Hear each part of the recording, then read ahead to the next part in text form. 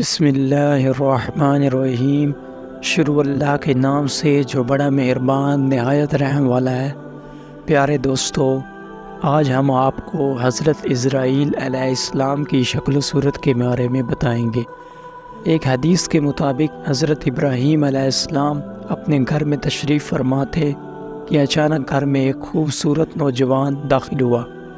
آپ علیہ السلام نے پوچھا کہ اے اللہ کے بندے، تجھے اس گھر میں کس نے داخل ہونے دیا؟ اس نے کہا کہ گھر والوں نے۔ آپ علیہ السلام نے فرمایا کہ بے شک صاحب خانہ کو اس کا اختیار ہے، یہ تو بتاؤ تم کون ہو؟ اس نے بتایا کہ میں ملک الموت ہوں۔ آپ علیہ السلام نے فرمایا مجھے تمہاری چند نشانیاں بتائی گئی ہیں، مگر تم میں ان میں سے کوئی نشانی بھی نظر نہیں آ رہی۔ تو ملک الموت نے پیٹھ پھیر لی تو آپ علیہ السلام نے دیکھا کہ ان کے جسم پر آنکھیں ہی آنکھیں نظر آنے لگیں اور جسم کا ہر بال نوکدار تیر کی طرح کھڑا تھا۔ حضرت ابراہیم علیہ السلام نے فوراً تعوذ پڑھا اور کہا کہ آپ اپنی پہلی شکل پر تشریف لائیں، جو اس کی ملاقات کو بہتر جانتا ہے۔ دوستو، ایک دوسری روایات میں ہے کہ جب حضرت اسرائیل علیہ السلام نے پیٹھ پھیری تو وہ شکل نظر آئی جس میں وہ برے لوگوں کی روح قبض کرتا ہے۔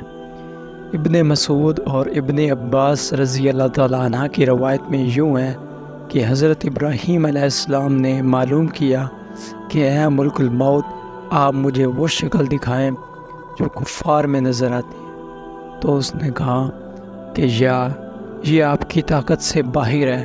ملک الموت نے وہ صورت دکھانا شروع کی اور فرمایا آپ اپنا منہ موڑ لیجئے۔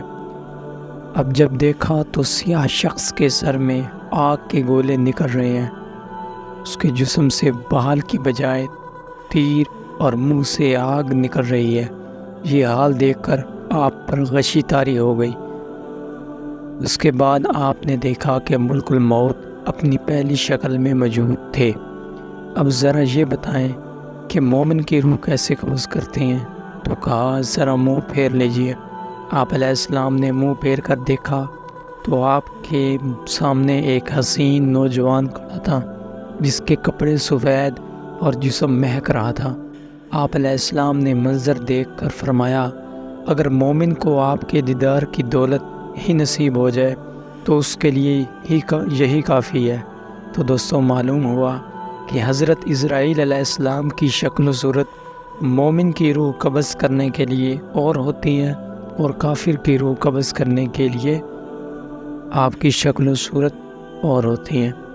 اللہ تعالیٰ سے دعا ہے کہ اللہ تعالیٰ ہمیں موت کی تیاری کی توفیق عطا فرمائے تاکہ ہماری روح آسانی سے قبض کی جائے اور ہمیں حضرت اسرائیل علیہ السلام کی وہ شکل و صورت دیکھنے کو ملے جو مومن کے لیے ہوتی ہے۔